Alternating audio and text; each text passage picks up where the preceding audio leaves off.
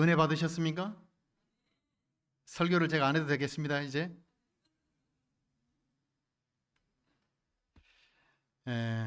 8월부터 새로운 지휘자님께서 중앙교회를 섬기게 되셨는데, 첫 번째 순서를 어린아이들을 등단시켜서 순서를 쓰겠다라고 했는데, 오늘 우리 성도님들에게 환한 미소를 전달해 줄 수 있고 하나님께 영광이 되게 해서 그동안 수고하신 우리 지휘자님과 앞으로의 사역에 주의 축복이 함께하기를 주의 이름으로 축복합니다. 지금은 여러분들 전 세계가 폭염보다 더 강한 열정으로 프랑스 파리에서 열리는 올림픽에 집중되어 있습니다. 그런데 여러분들 선진국으로 가면 갈수록 이제 이 올림픽보다는 자기의 취미와 기호에 치심하기 때문에 올림픽이 그렇게 예전처럼 인기가 많이 있지 않는 것이 한 가지 또한 현상인 것 같습니다. 8월 11일까지 2024년 프랑스 올림픽이 진행된다고 하는데, 프랑스 하게 되면 여러분들 제일 먼저 떠오르는 것이 에펠탑이죠. 그러죠? 근데 여러분들 우리나라는 70%가 산이기 때문에 이 어떠한 조형물을 세워놓는다 할지라도 크게 눈에 띄지 않을 수 있지만은, 여러분들 프랑스 파리를 다녀오신 분들은 아시겠습니다만은 주변에 산이 없기 때문에 이런 조형물들이 우뚝 솟아 있는 것이 사방에서도 볼 수 있는 것 같습니다. 근데 여러분들 이 에펠탑이 언제 설립되었느냐, 그리고 왜 설립되었느냐 하는 것을 아는 것은 기독교인으로서 또 하늘을 사모하는 성도들로서 굉장히 중요하다고 생각이 되집니다. 에펠탑이 여러분들 언제 세워졌느냐면은, 그리고 왜 세워졌느냐면은 1789년에 프랑스 파리 혁명이 발생했습니다. 그리고 100년 후에 프랑스 혁명을 여러분들 기념하기 위해서 100년 후에 100년이 되었을 때에 100년 기념탑을 세운 것이 에펠탑입니다. 에펠탑은 여러분들 반드시 100년 전에 있었던 사건인 1789년에 있었던 프랑스 파리 혁명을 반드시 기억해야만 됩니다. 그것의 상징물이 여러분들 에펠탑입니다. 그리고 이번에 올림픽에 여러분들 개회식이 있었던 세느강, 여러분들 세느강에 보면은 아주 한강보다도 물이 굉장히 365일 언제나 이렇게 차 있는데, 사진에는 여러분들 굉장히 깨끗하지만은 세느강의 물이 참 더럽습니다. 얼마나 지저분한지 모르겠어요. 그리고 여러분들 파리 시내를 관통하고 있는 거리를 샹들리제 거리라고 하는데, 우리나라의 광화문이라고 생각하시면 될 것 같습니다. 약 2km의 도로인데, 동쪽 콩코르 광장에서 오벨리스크가 한쪽에 쭉 서 있고, 한쪽에는 서쪽에는 바로 다음 조형물이 우뚝 서 있는데, 2km의 이 거리가 여러분들 굉장히 사람들이 아주 번화합니다. 그래서 파리 시민들은 불평이 많습니다. 관광객들이 너무 많이 오셔서 자기들의 자유와 이렇게 거리를 행보하는데 방해를 받는다라고 생각을 하고 있습니다. 2km를 쭉 걷는 것도 하나의 추억이 될 것 같습니다. 바로 서쪽 끝에는, 이 샹젤리제 거리 끝에는 뭐가 있냐면은 이게 있습니다. 에투알 개선문이 있습니다. 이 개선문은 정말 가까이 가서 보면은 굉장히 웅장하지요. 이것이 여러분들 착공해가지고 완공되는 데는 30년 걸렸습니다. 우리나라에서는 한 1년 만에 해치워버릴 것 같은데, 이게 30년 만에 여러분들 토대를 닫고 준공이 이루어지기까지는 30년 걸렸다니까요. 그런데 가까이 가서 보면 굉장히 웅장합니다. 높이는 한 50m 정도 되고 폭이 한 45m 정도 되는데, 석양역에 여러분들 이 개선문을 보고 있으면은 참 작품은 작품이다라는 생각이 들어집니다. 근데 왜 이 개선문이 생겼는가? 로마의 그 여러분들 통치를 받고 있을 때 로마는 언제나 이렇게 전쟁에서 승리하게 되면은 개선문을 통과하는 의식이 있지 않습니까? 그런데 로마 시대에 이것이 여러분들 건설된 것이 아니라 이 개선문 또한 파리 혁명과 여러분들 직접적인 관계가 있습니다. 1789년에 여러분들 발생했던 프랑스 파리의 프랑스 혁명 당시 죽임을 당했던 사람들을 전사했던 사람들의 영혼을 달래고 나폴레옹 시절에 전쟁에서 죽어갔던 많은 병사들을 기념하기 위해서 여러분들 추념하기 위해서 세워진 것이 이 개선문입니다. 그러니까 여러분들 그 에펠탑이 되었든지 개선문이 되었든지 이 모든 것들이 많은 조형물들이 건축물들이 무엇과 관계되어 있느냐면은 1789년에 있었던 프랑스 혁명과 다 관계가 있는 것입니다. 그리고 지금 올림픽이 개최되고 있는 여러분들 주변에 여러 경기장들을 보게 되면 경기장의 주변에서 보면은 다 에펠탑이 보이고 있고 경기장 가운데 한 경기장은 프랑스 파리 혁명 때 여러분들 그 왕이 여러분들 우리 모두가 잘 아는 루이 14세 있지 않습니까? 짐이 곧 나라다고 하는. 그리고 언제나 이렇게 목욕을 안 해서 언제나 냄새가 너무나 지독하게 났던 왕, 평생에 목욕을 하지 않았던 루이 14세. 가장 문화와 여러분들 그 발전이 많이 됐던 그 시대였는데 루이 14세의 아들 때 여러분들 분명히 개혁이 왔어야만 돼요.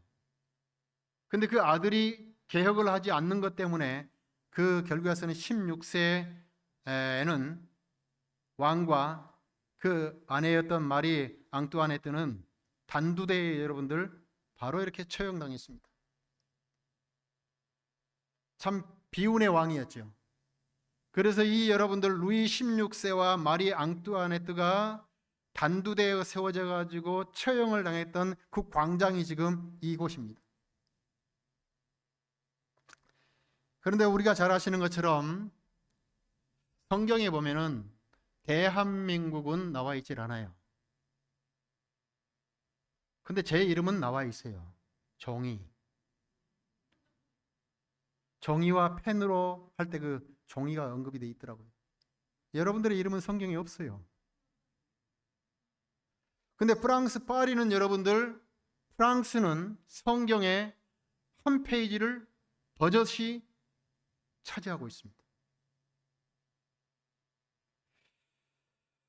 그리고 여러 대한민국이라든지 다른 사람들은 뭐 신학 공부를 할 때 많은 박사들이 그런 얘기를 해요. 야, 다 모든 나라들이 다 성경이 언급돼 있다. 열국이라는 말, 벌릴 열자, 열국이라는 말 가운데 우리나라도 포함되어 있다 그러는데 그렇게 말고 구체적으로 에티오피아라든지 구스라든지 하는데 프랑스 파리는 성경에 정확하게 언급되어 있습니다. 계시록 11장 7절로 13절에 계시록 11장에 나와 있는 내용이 다 프랑스 파리와 관계된 것들입니다. 이 내용이 신기하기도 하고 궁금하신 분들은 후반기에 여러분들 다니엘 계시록 제가 공부를 하게 될 때에 오셔서 꼭 공부를 하게 되기를 바랍니다. 계시록 11장 7절로 13절에 보실 것 같으면은 이 프랑스에 대해서 언급을 하고 있는데 특별히 프랑스 혁명이라고 하면은 여러분들 뉘앙스가 그렇기 때문에 프랑스 혁명 당시에 세워졌던 그 나라를 제1 프랑스 공화국이라고 하는데 1792년부터 프랑스 파리 혁명은 1789년도에 발생을 했고 7월 14일 날 그리고 1792년부터 1804년까지 존재했던 그 나라를 제1 프랑스 공화국이라고 해요. 그리고 1804년부터 시작해서 16년까지 나폴레옹이 여러분들 황제로서 등극을 했습니다. 그런데 1804년 12월 31일에 나폴레옹이 여러분들 등극하면서 제 프랑스 1공화국은 끝을 맺게 되지요. 이런 역사적인 사실에 대해서 성경은 정확하게 이야기를 하고 있는데, 계시록 11장 7절에 보실 것 같으면은 그들이 그 증언을 마칠 때에, 여기서 지시대명사 그들이라고 하는 것은 신약 성경과 구약 성경 두 증인으로 상징하는 성경을 말합니다. 그래서 그들을 복수로 신약 성경과 구약 성경, 그들이 그 증언을 마칠 때에, 언제 마치는가? 538년부터 1798년 동안, 1260년 동안 그들이 예언할 것이 말인데, 마칠 때쯤에서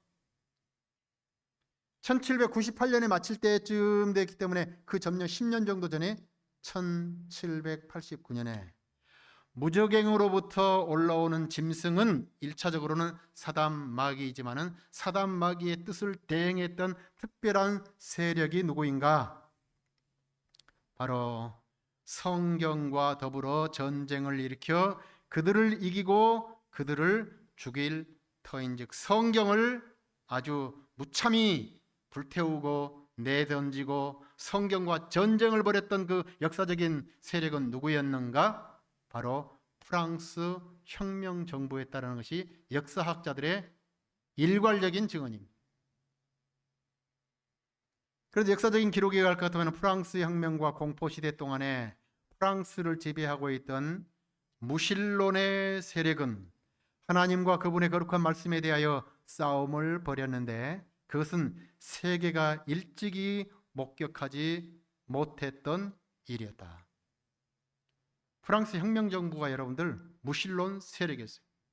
우리가 생각할 때 프랑스 혁명하게 되면은 자유와 여러분들 평등과 박애라는 그런 기치하에 세워진 아주 좋은 정부인 것처럼 말하지만은, 그들은 참으로 무산계급들과 그 98%의 대부분의 많은 사람들이 아주 혁명 세력이었음을 알 수가 있습니다. 그래서 계속해서 말하기를, 혁명정부 국회는 하나님을 예배하지 못하도록 금지시켰다. 그리고 성경을 모아다가 될 수 있는 대로 모멸적인 태도를 보이면서 공중 앞에서 불태워 버렸다. 하나님의 율법은 유린당하고 성경에 맹시된 제도들은 폐지되었다. 여러분, 이것이 바로 20세기 초에 나왔던 이 영화 레미제라블이라고 하는 그 영화의 배경은 1800년도와 1900년도 여러분들 프랑스 사회를 하나의 상징하고 있고 대변하고 있고, 그 시대상을 여러분들 그냥 만들어 놓은 것이 레미제라블이라고 하는 영화입니다.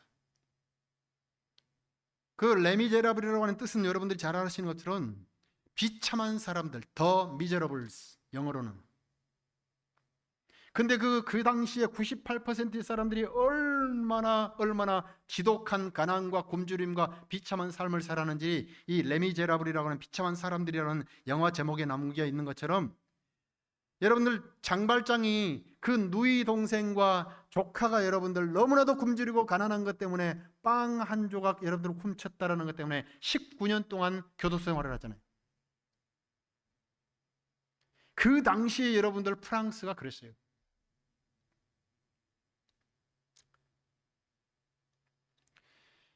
그래서 여러분, 성경은 그 당시에 정말 프랑스 파리의 도덕적인 상황이, 영적인 상황이 얼마나 비참했는지 성경은 여러분들 프랑스 혁명이 일어나기 2000년 전에 여러분 정확하게 예언하고 있어요.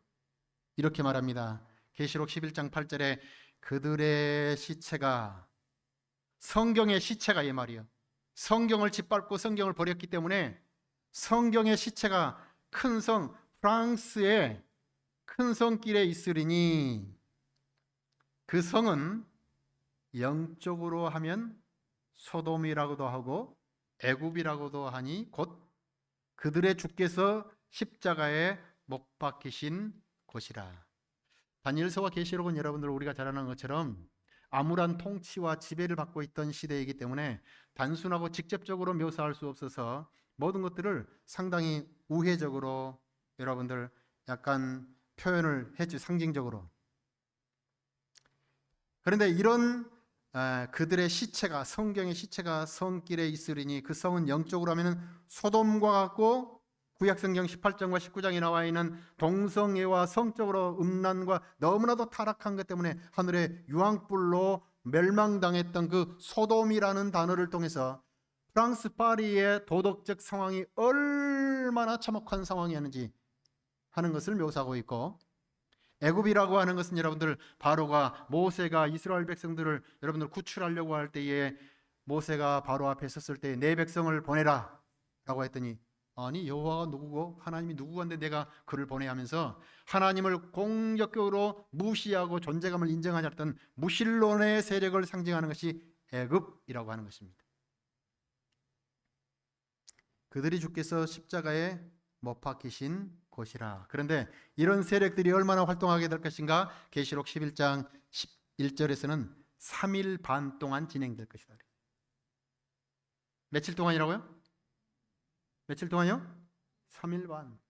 예언의 해석에 있어서 여러분들 하루는 1년이기 때문에 3일 반은 3년 반을 말하는 것입니다. 어떻게 여러분들 성경에 이렇게 역사를 돌이켜볼 때 정확하게 묘사를 해놨는지 모르겠어요. 오늘 하나씩 살펴보겠습니다. 계시록 11장 8절에 우리 다 함께 읽으실까요? 시작. 그들의 시체가 큰 성인 길에 있으리니 그 성은 영적으로 하면 소돔이라도 하고 애굽이라고도 하니 곧 그들의 주께서 십자가에 못 박히신 곳이라. 여러분 1798년 프랑스 파리 혁명이 여러분들 발생한 이후에 제1 프랑스 공화국이 얼마나 영적으로 타락했는지 역사의 여러분들 현장으로 여러분들 소개해 봅니다. 첫째, 영적으로 하면 소돔이라고 하는데 어떻게 타락했는가? 도덕적으로 지금 아주 성적으로 얼마나 타락해 버렸는가? 프랑스는 특히 소돔에서 현저하게 나타났던 특징을 드러냈다. 프랑스 혁명 당시에는 옛날의 평원의 도시들 소돔과 고모라를 말하는 것입니다. 멸망시켰던 것과 똑같은 도덕적 타락과 부패가 편만했다. 계속해서 말하기를 그것은 결혼의 경시였다. 사람이 맺을 수 있는 가장 신성한 계약이며 사회의 견고한 기초가 가장 강력한 역할을 하는 결혼 제도가 당사자 두 사람이 마음대로 결합하였다가 다시 헤어질 수 있는 일시적인 성격을 띤 단순한 민간 계약으로 전락해 버렸다. 여러분, 하나님과 우리 사이에 언약이 맺어졌던 것처럼 남자와 여자가 언약을 맺는 것은 딱 한 가지인데 그것이 결혼 계약입니다. 결혼은 단순한 두 사람의 약속이 아닙니다. 그것은 하나의 계약입니다. 그래서 두 사람이 하나님께서 짝지어 주신 것은 나눌 수가 없는 것입니다. 시멘트와 여러분들 모래가 이렇게 다 하나로 되어가지고 뗄 수 없는 것처럼 뗄 수 없는 거예요. 이 땅에서는 이혼으로 선언되었다 할지라도 하늘 정부에서 볼 때는 이혼으로 인정하지 않는 것입니다.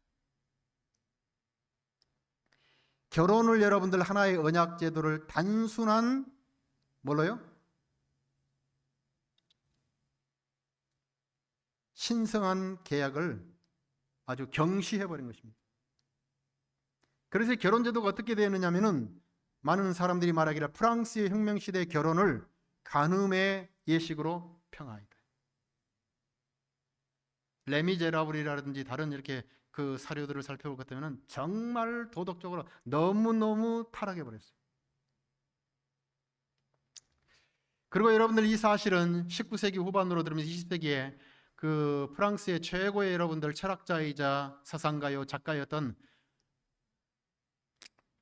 사르트르 여러분들 장폴 사르트르라고 하는 사람을 글을 읽어보거나 그의 가르침을 볼 것 같으면 계약 결혼이 완전히 정착되어서 그 사르트르는 평생에 여러분들 보부아르의 그 부인과 더불어서 계약 결혼을 했지 결혼을 하지 않았습니다. 그런데 지금도 프랑스에서는 여러분들 결혼하지 않는 사람들이 너무 많아요. 그냥 동거하는 것이죠.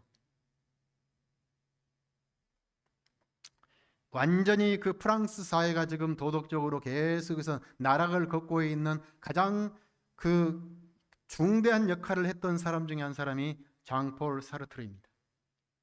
그런데 이 사람의 영향을 받아서 그런지 몰라도 프랑스 현직 대통령이 누구죠? 마크롱. 마크롱은 여러분들 그 영부인 영부인이 누구시죠? 이름을 잘 모르네. 하여튼. 근데 나이가 두 사람 사이에 25살 차이가 나요. 25살. 뭐 드라마도 제작이 되고 영화로도 제작이 된다고 하는데 15살에 가정이 있는 선생님을 좋아하고 결국에 와서는 마크롱이 공직에 나가게 됐을 때 이혼하고 결혼한 것입니다. 근데 이것이 너무너무 자연스러워가지고 그 사회에서는 그냥 자연스럽게 받아들여지는 것이죠. 브리지트 마크롱이네요. 그래서 여러분들 유럽에 있는 나라들 가운데에서 옛날부터 여러분들 프랑스는 가장 이렇게 앞서는 선진국 가운데 선진국이 돼야 되는데 지금 프랑스가 가게 되면은 여러분들 치안이라든지 모든 것들이 밤에 도저히 걸어 다닐 수 없는 나라가 돼버린 거예요. 영적으로 하면은 소돔이 돼버렸어요. 이 나라가 예나 지금이나. 두 번째로 프랑스는 영적으로 하면은 애굽이라고도 하는데 애굽이라고 하는 것은 무슨 놈의 도대체 하나님이 있고 여호와가 누구냐라고 하면서 하나님의 존재를 근본적으로 무시하고 인정하지 않는 것을 일컬어서 여러분들 애굽이라고 하는데 프랑스는 의회의 결의로서 무신론을 선언했고 수도의 모든 인구와 그 밖의 모든 곳에서 무수한 사람들이 남녀를 막론하고 그의 계례를 수락하고 기쁨으로 노래하며 춤을 춘 유일의 국가로서 세계 역사상 그 유래를 찾아볼 수 없다. 존 칼빈이 여러분들 제네바를 중심으로 해서 종교개혁이 이루어진 다음에 프랑스를 여러분들 개혁하려고 그렇게 몸부림했는데 카톨릭의 저항을 받으면서 종교개혁을 온전히 이루질 못했지요. 그래서 스위스라든지 제네바는 여러분들 칼빈의 그 도시가 되었지만은 프랑스에서는 종교개혁을 결국에서는 받아들이질 않았어요. 이 혁명정부가 들어섰을 때는 완전히 무신론을 선언해버리고 칼빈의 나라가 완전히 무신론 국가로 전락해버린 거예요. 국회에서는 무슨 일을 했는가? 국회는 하나님을 예배하지 못하도록 금지시켰다. 그리고 성경을 모아다가 될 수 있는 대로 모멸적인 태도를 보이면서 공중 앞에서 불태워버렸다. 하나님의 율법은 유린당하고 성경에 명시된 제도들은 폐지되었다. 계속해서 하기를 얼마나 겁나는 일들을 하는가?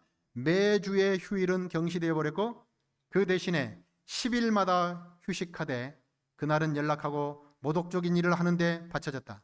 침예식과 성찬 예식은 금지되었고 묘지에는 눈에 띄게 사망은 영원한 잠이라는 표지가 붙어졌다. 프랑스가 여러분들 이렇게 타락해버린 거예요. 제도적으로, 정책적으로, 국가적으로. 그런데 여러분들 이렇게 하는 것에서 그치는 것이 아니라 좀 더 나아가서 프랑스는 무슨 일을 하는가? 이렇게 합니다. 프랑스는 지존무상함의 영원히 거하며 살아계신 하나님을 경배하는 일을 거절한 지 오래지 아니하여 소위 이성의 여신이라는 열등한 우상 숭배로 전락하는데 방탕한 한 여자가 그 여신이 되었다. 창조주 하나님이 계셔야 될 그 자리에 창조주 하나님을 빼버리니까 거기에 여러분들 우상을 세워놨는데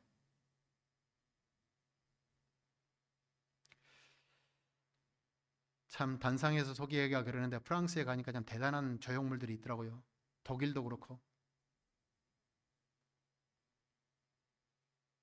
자, 그때에 그들이 이성의 여신이라고 했던 여신으로 세웠던 사람은 누구였느냐? 그때의 여자는 오페라단의 한 무희로 밝혀졌다.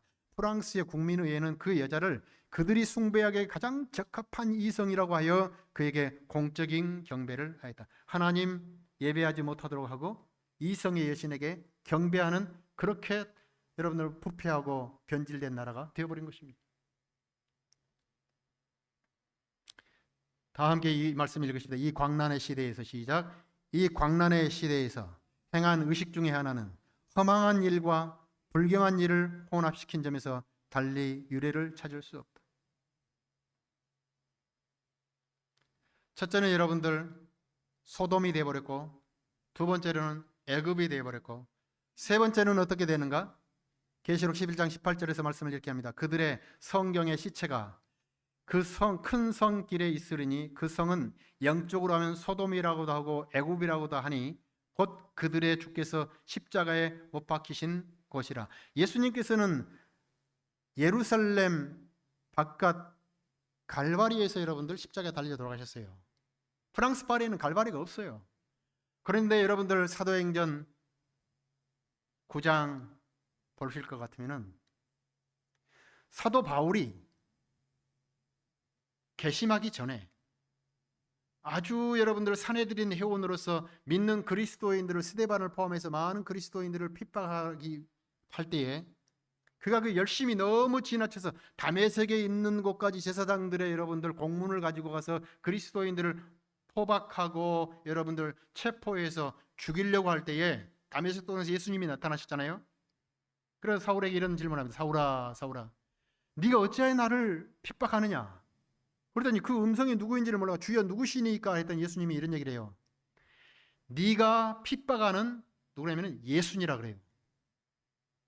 그 말씀 가운데 예수님은 우리 모든 공동체 그리스도인들을 하나의 몸에 비교하시면서 당신은 머리이고 우리 모든 성도들은 지체의 몸에 비교했거든요. 그러면서 성도들을 핍박하는 것은 곧 예수님을 핍박하는 것이다. 예수님을 핍박하는 것은 곧 성도를 핍박하는 것이다. 예수님과 성도들을 동질화, 동일화시키는 것을 볼 수 있어요. 예수님께서 프랑스 파리에서 어떻게 십자가에 못 박혔는가?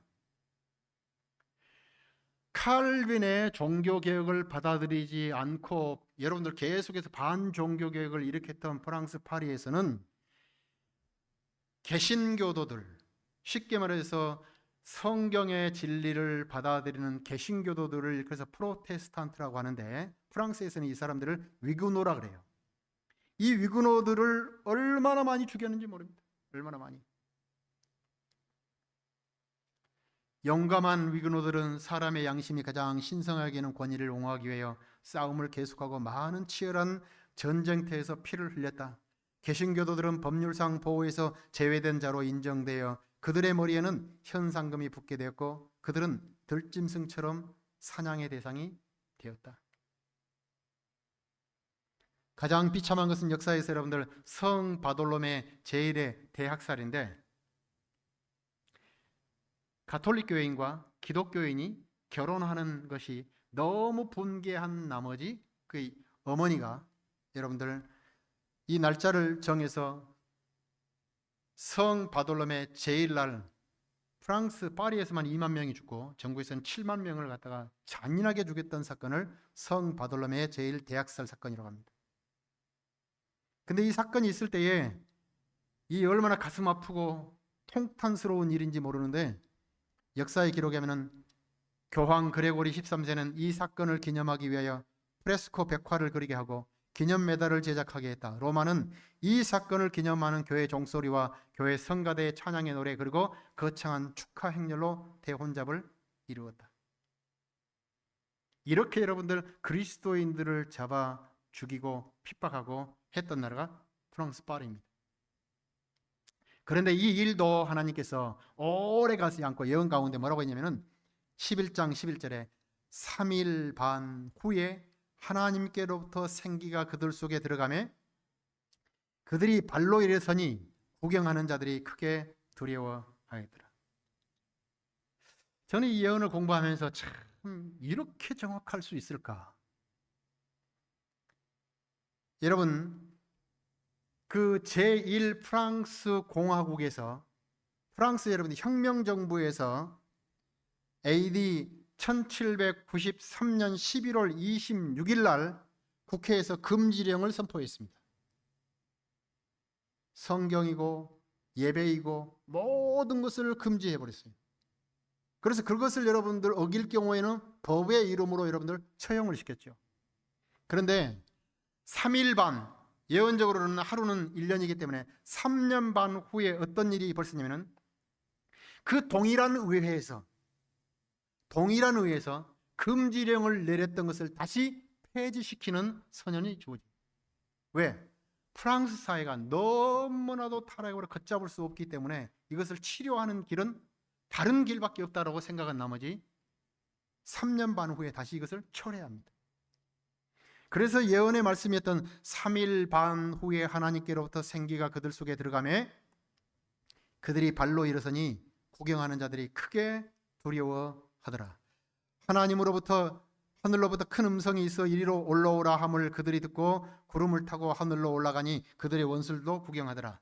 예언을 공부를 잘 모르시는 분들은 성경이 다 시체처럼 죽어가는 것처럼 보여지만은 다시 죽어갔던 시체에 생기가 들어가기 시작하니까 여러분들 성경이 쭉 올라가는 그 현상을 역사에서는 뭐냐면 1804년 영국 성소공회, 1816년에 미국 성소공회가 여러분들 발족이 되면서 성경이 여러분들 막 낙엽처럼 뿌려지기 시작하는 것입니다. 그러면서 성경이 다시 살아나게 되고 여러분 죽었던 성경이 회복되는 것을 성경은 이렇게 비교했던 것입니다. 제가 프랑스에 갔을 때에 이 무덤이 칼빈의 묘입니다. 여러 공원 가운데 한 공원에 여러분들 한 구석대기에 칼빈의 무덤이 있어요. 관리를 안 해가지고 그냥 이게 누구 무덤인지도 전혀 몰라요. 그런데 그 장로교회 여러분들 창시자였던 칼빈이 이렇게 쫙 무덤 가운데 있는데 후대에 갔더니 누군가가 이렇게 이제 존 칼빈이라고 해서 여러분들 조금 비명을 만들어 놨어요. 근데 그 비명 만들기 전에 그 사진을 옆에 보니까 이거였더라고요. 단지간 JC라고만 표기됐을 뿐이에요. 아무도 돌보질 않는 거예요. 그만큼 여러분들 좋은 칼빈의 존재는 대한민국이라든지 장로교에서는 얼마지만 프랑스 파리에서는 인정을 하질 않아요. 받아들이질 않아요. 이런 나라에 여러분들 하나님께서 공의로 여러분들 심판하지 않으면 더 득세할 것 같으니까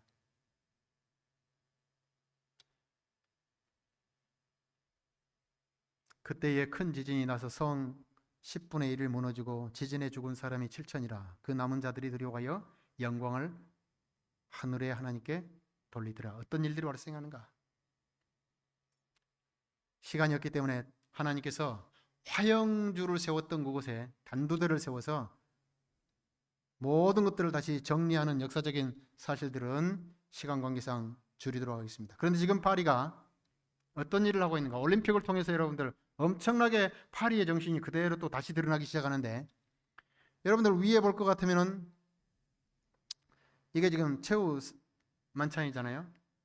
드래그퀸이라 해서 여러분들 밑에 보니까 또 여장을 한 남자를 여러분들 세워가지고 그대로 패러디를 하는 거예요.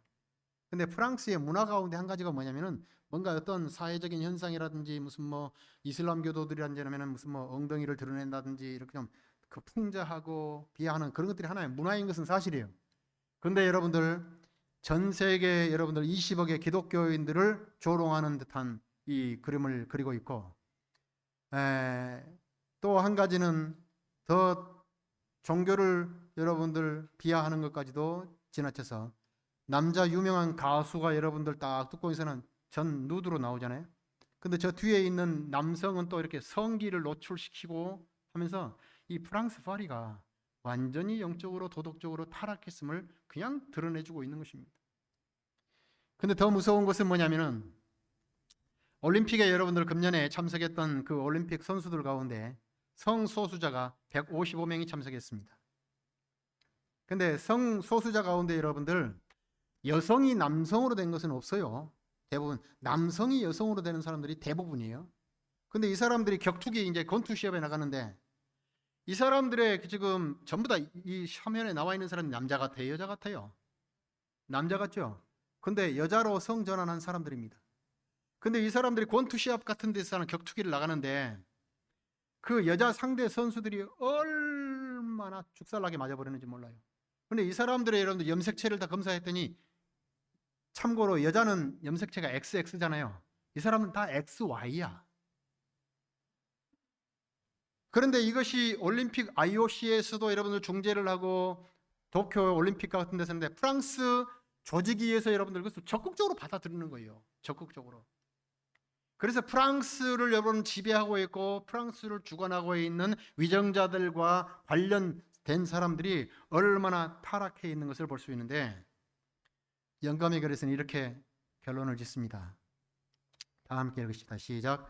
프랑스 국민들이 이와 같이 치명적인 잘못을 범한 것은 하나님의 율법 안에 진정한 자유가 있다는 위대한 진리를 깨닫지 못했기 때문이다. 제가 그 3월에 여러분들 유럽 그 쭉 순방을 하면서 느꼈던 게, 왜 프랑스는 이렇게 치안이 문제일까? 그리고 왜 샹젤리제 거리 같은 데왜 이렇게 더러울까? 가면 갈수록 보면은 여러분들 굉장히 선조들이 이루어놨던 이렇게 부동산 문제라든지 이런 것들이 굉장히 역사적인 고적들이 본받을 게 많아요. 선진국이기 때문에. 그런데 가면 갈수록 프랑스가 이렇게 추락하고 있는 것을 보면서 목사인 저에게 떠오르는 것은, 역사는 반복되는 것처럼 계시록 11장에 나와 있는 현상들이 다시 재현되고 있는 것이 프랑스 파리라는 것을 느껴지는 것입니다. 사랑하는 성도 여러분, 이것이 우리나라의 일이 아니고 프랑스의 일이기 때문에 나와 상관이 없다라고 생각할지 모르겠지만, 영적으로 오늘 나의 형편들을 다시 한번 살펴보시고 진리의 말씀으로 여러분들, 그리고 진리의 말씀 위에 우리 모든 성도님들이 우뚝 서게 되시기를 바라며 말씀을 드립니다.